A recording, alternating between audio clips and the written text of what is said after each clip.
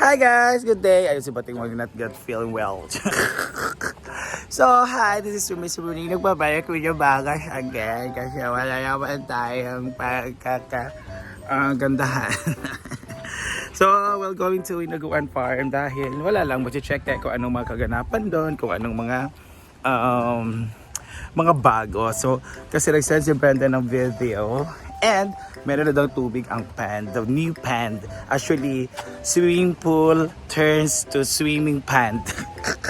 So at nag-refill na sila ng mga isda. So may mga isda na doon. So tignan po natin kung anong mga bago doon. Ay, ginoo ko. And yeah, I'm sorry. sorry. Ano siya? And yung tubig naman ay ano na siya? Hindi siya color brown. So it's about to be clean. Dyan. So it's about to returning to its original color. So let's go to Inaguan. We miss Inaguan. And magluto-luto din tayo sa Inaguan kung anong pwede lutoon at kainin doon as usual. Yung ginagawa natin. So let's go. And so it's very calm and it's very silent here, so we don't have nothing to do but to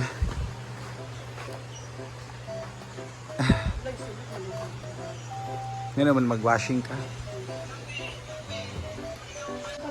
Nandito po si Oyo. Ayun. And Rhea is cooking abang sa vlog niya. Ang lutuin niya is ampaw. Siopaw. Ampaw is gato palang pag ganun pala yung ampaw. Ano yan? Siopaw. And walang kanin. And maraming gulay. Anong kape? Sa mga kita ba sa sudan? Uy, kahapon ba na-area ha? Wala lagi. Lagi kayo namin kay kuha ng isda. Kani man? Kaya mo nag-eel, di ba? Ito ay eel. It's electric eel from Shubat. So nakuha po ito dito sa pan and meron tayong sumuto sa guys ha. Bulat. Kaya parang hindi na maubos-ubos. And kay Ivy, ay yan din ako, follow wings. Wala pang kaumanan day. Pwede rin ipagkaon ganina? O wala ipaggawas? Hindi ko na isda nga naong kay lansahan ko. Basta di dapat. Gusto ko paksiw kay kana para ni aslum ba. Wala pa din siya kaers. Hindi ka naman go Adobo man na. kanin mo siya gahapon. Naglutog iya nga wala nagsabar. Gamay na kami daan ni Baya. Nya giluto isda og kana duha ka isda. So nagsagol lang puro isda naglurong ko sa isda basta dili crispy, dili inon. Abi sa niya din, abi mo din man ito mga laki no. Ako na pag-inom dito. Pag ano, lamig kay ang sudan nga manok. So ang manok ang nibirahan. Ano na kas mga bayot diri niya. Kabalo. Ay nagay mo na siya sa paniud ko. Tama nga busy kami dito no sir, usap pa di ka magluto og dito sa ba. Nga naman na sa, o sa mini ana. Ko, hugas ako, kaya ko na akong awek lang.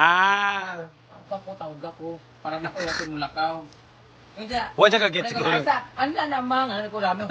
Pag tanan ako ginukulo to na tanang isda ng gibit-bit ni J-Ford. Nga lamin ta kay siya unon ba lahalan. Unon or prito nga kuan. Yan, si Ivy naman dito siya sa side niluluto and may siya katula. So drive. Yan, ang lulutuin po ni Ivy ay Bopotoron. Wala ba siya lumpia nga gulay nana na. Pero toron lang sa magulog rin sa iwan. Usa tawdi siya garan ni nani. So ay katong wire nga 100 meters. Di ka pa order ana, order ta ugma. Pero ako pa on pila ra 2 liters. Ay dili dito ta sa kuan. Dito na ta sa kuan 7. Sabado man. Sabado pa man. Kaya nga pero ko ba murag kanang daan 5 na uy. 5 meters. 5 meters na. Ayan. Go, Ivy. Wow! Mara siya ang sa bata. Mara ta nagpa-breastfeeding. Nakasapot Good ka luck. Igor? parang lugaw siya tapos merong Munggo. munggos. Munggo sir karang beans nga white. Beans lagi nga murag brown nga white. Wag na ana. Kung sa kaday, emang sa kama. Grabe ka sa 20k no nga ano. 20k ba na grocery ni Baka? That's o sa tong pan nga karang pan nga. Lottery band. So yun, naglari sila kaya kasi niloto ni Ivy parang something na makakanin. So bulgur daw. I just don't know what's bulgur is. Arte magkagwapa. Ano bang bulgur dahil? Sa lahat ng mabisaya dyan, if you know, please do comment what's bulgur is. It's ano daw, pang nutrition, pang ano daw yun, pang tawag nito, pang feeding program noon sa mga kuan. So ayan si Rhea at si Ivy nag-cook. So dito naman tayo mag-update dito sa farm. So dito tayo sa farm guys. Ayan. Oh my God! Meron ng pangalawang swimming pool. Dati kay kung na bangason ba yan? Guys! So nagpag-clean naman ng CR ngayon. Kasi wala na yung mga grabas. Ano na siya?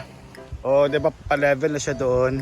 Wow, ang ganda pa-level dito naman. Sana kasi ang gusto ni Brenda dito sa ano sa Bougainvillea, siya mamulaklak siya ng bonggang-bongga kasi nakikita niya pag nagta-travel kami sa mga daan-daan, may mga Bougainvillea sa mga daan-daan, napakaganda tingnan pag nakapat. Kaya kapatid na siya ngayon. Di ba? Ito naman talaga ma-transmit ako ng lalaki na to kasi lumalaki na siya. Hello! Hi! Lumalaki na sila. Ayan, ayun yung isa oh. Pak. Kaya para malandong na like this oh, lumalaki na din dito. So para 1, 2, 3, 4. Doon naman is 1, 2, 3, 4, 6, 7, 8, 9, 10, 11, 12. So ito ang pinakamalaki oh yan. So sana gumanyan na lahat eh para ano na siya ba? Dapat ganito oh kay ganda kasi pag mataas siya, pag tataas pa siya gumagano siya, ang ganda na noon. And talking about our swimming pool. Swimming pool that turns into swimming pad. Actually, fish pad na siya. Uy, grabe ang mga stars sa water 1. Ito 2 at ito 3. O, diba? Para makaya, para mapuno na dito. Kasi nag-observe pa siya eh. Ayun, diba? Kasi mga suba-suba, may pa na. Saan ito mga isda, be? Kasi nag-refill na siya ng isda kanina. And, piti. Ay, sa pagtawag sa isda. Saan yung mga fishes in the ocean? Hey, fishes in the pond. Yan. Ito wait lang ha. Itong source, ito yung hose na color green. Source po yan galing, electric po yan galing sa suba or sa ilog. Ito naman galing sa irrigation kasi nagko-close yung irrigation kasi nagtatanim pa ng palay kaya hindi pa nila need ang water kaya dito nila meron tayong irrigation. And ito naman ang ating deep well. Sa lahat po niyan, ito pinaka-fresh at ito ang maiinom. Diba? The deep well, oh my God. Ang galing lang. Oh, di ba marami siyang mapuno. Wow, dito. This is Sandayong, guys. Di ba? Ganda, no? This is also one of our strategy noon pag magkorda ng mga water. Di ba? Ito siya, oh. Ito parang snake na color black. Wow. Ayun. So, it's from irrigation. Doon siya galing, guys. Irrigation papunta dyan sa hose. Papunta dyan. Pak! Diba? Ito naman. Ito talaga pinaka-fresh, no? Pwede, we can also, kasi it's drinkable, eh.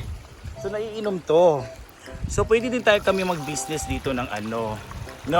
Mag-business ng purified drinking water. Ayan yung kanyang machine. Dito talaga siya galing. Kasi, kailangan siya ma-off kasi sometimes, i-off na yan kasi ma-overheat yan. Yeah. The Sandayong. Galing. So good luck, Brenda, for the next project dito. At ang gusto niya dito, guys, kapag ito ma-full siya, maganda siya naman tignan, di ba? Ang ganda siya tignan. Para siyang, kasi it's perfect for a pool. Pero maraming pang mga asikasuhin. Alam niyo naman na sa mga vlog namin noon. So ngayon, it turns into pond. Pwede naman siya for yung sinasabi ko noon na pwede na siya for another tourist spot here, or let us say tourist activity here dito sa farm, kasi aside from the A-houses na ma-offer namin, aside from the cottages na pwede nilang baging shades, aside from the ilog kasi doon sila pwede maligo, the main is the ilog kasi maliligo sila, and then may mga tables dyan. Ito din, no? isa ito sa mga activity nga pwede dito for the fish feeding, di ba? Pwede kasi ano kami ng mga fish dito doon galing sa first pond. I-transfer namin yung iba kasi yung iba pupunta na sa ano tawag nito, palayan, pupunta na sila kung gano'n. So very populated na there kasi ano naman hindi siya monthly na kinukuhan mga isda, but siya matinang nag-harvest ng isda. Kaya i-transfer ng half doon dito. So dito naman pwede na sila dito, so at least free sila at malawak dito. And then magbibig si Beda ng tulay na ano bang design, basta tulay na pwede or dito pag ganyan or pag ganyan, depende sa kanya. So para naman doon sa tulay pwede doon mag-feeding. Yung mga isda, nakikita niyo yung mga isda.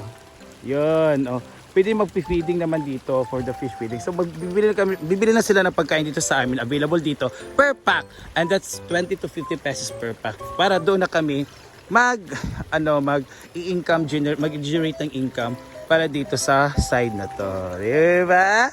So, congrats Brenda, another business, another strategy, another tourist spot here. So, congrats!